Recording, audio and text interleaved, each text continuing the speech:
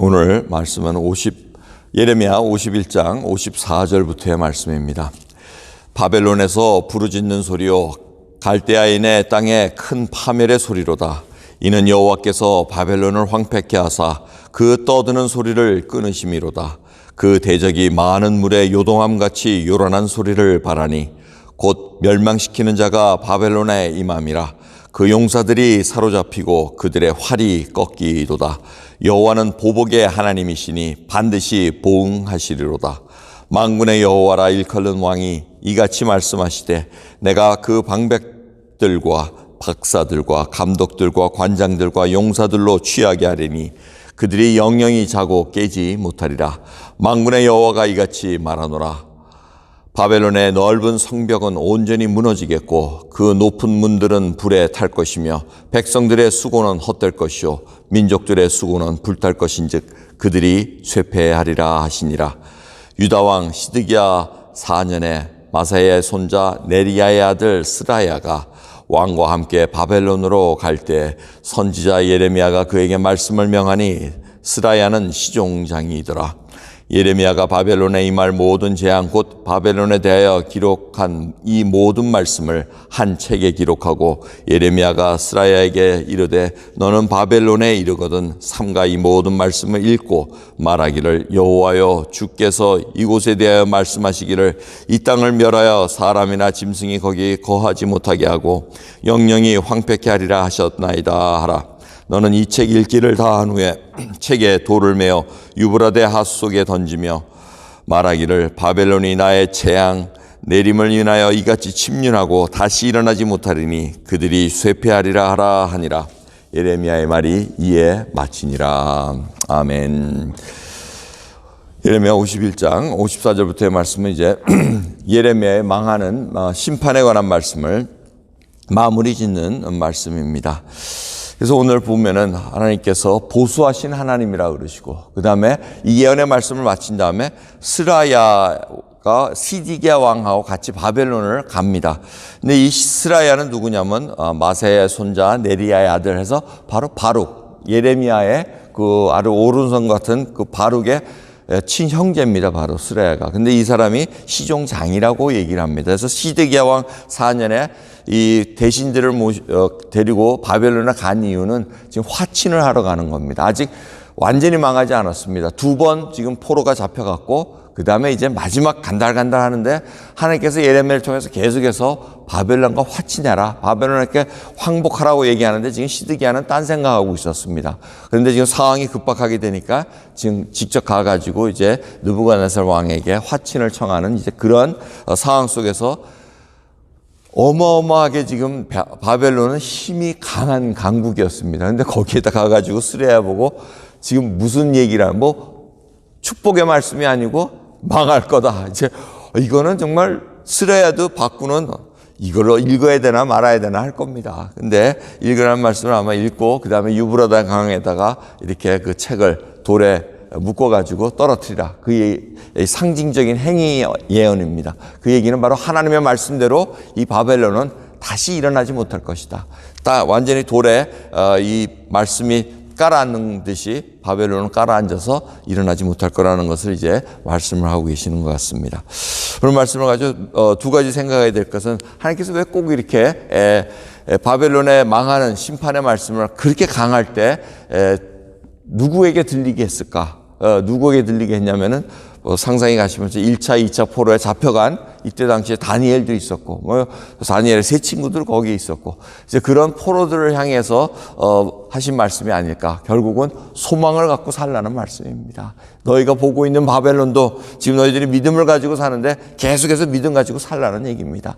그리고는 이 나라, 이 바벨론도 망할 테니 이것을 의지하지 말고 오직 하나님을 의지하라는 그 말씀을 지금 저희들에게 들려주는 것으로 볼 수가 있습니다. 두 번째는 하나님께서는 보복의 하나님이시라는 겁니다. 이 보복의 하나님이 언젠가는 이 심판의 말씀도 다 보복하시는 하나님이라는 것입니다. 그 이유가 뭡니까? 바로 하나님은 공의의 하나님이시기 때문에 그렇습니다. 우리가 하나님을 볼 때 사랑의 하나님이라고 얘기합니다. 맞습니다. 하지만 다른 한편에는 공의의 하나님이 계십니다.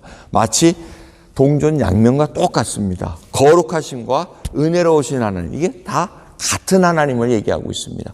그래서 하나님께서는 죄악을 미워하시되 죄인을 정말 사랑하시기 때문에 그 죄를 사해 주는 방법을 예수 그리스도의 십자가를 통해서 보여주신 것을 우리가 알 수가 있습니다. 바로 공의와 사랑을 만족시킬 수 있는 것이 바로 놀라운 십자가의 사건이었다는 것을 우리가 잊지 말아야 됩니다. 그래서 십자가를 바라볼 때마다 죄를 다 해결하신 그 공의의 하나님을 우리가 생각해야 되고, 우리를 살려주신 그 하나님의 사랑의 하나님을 우리가 생각해야 된다는 것입니다.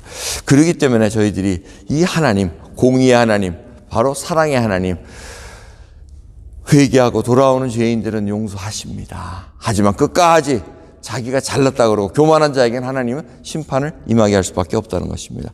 그래서 하나님은 오래 참으십니다. 끝까지 죄인 하나라도 돌아오기를. 그래서 세상 끝날이 언제 온대, 심판 없어, 자꾸 우리가 이렇게 얘기할 수 있을지, 그게 성경에 나와 있는 말씀입니다.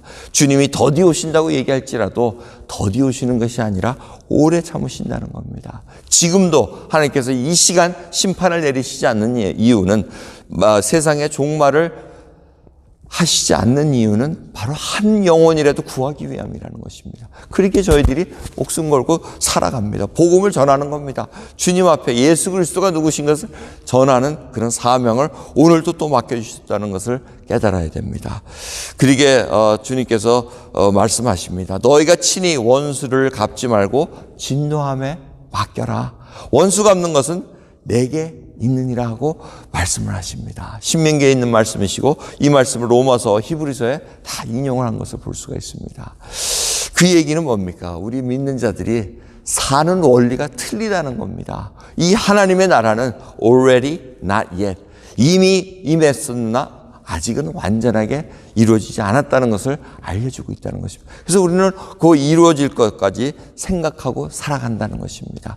그래서 주님께서 주신 이 진노하심, 우리가 원수 갚기를 원합니다. 내가 어떤 해를 당했으면 그 해를 복수하기를 원합니다. 그 마음이 바로 뭡니까? 타락한 심령에 상하는 그러한 마음이라는 것입니다. 근데 하나님께서는 예수 그리스도로 인해서 구원받은 백성은 하나님 나라의 백성으로 살아가야 되기 때문에 그 사는 원리가 틀리다는 것입니다. 그 원리는 원수 갚는 것은 하나님께 맡기라는 겁니다.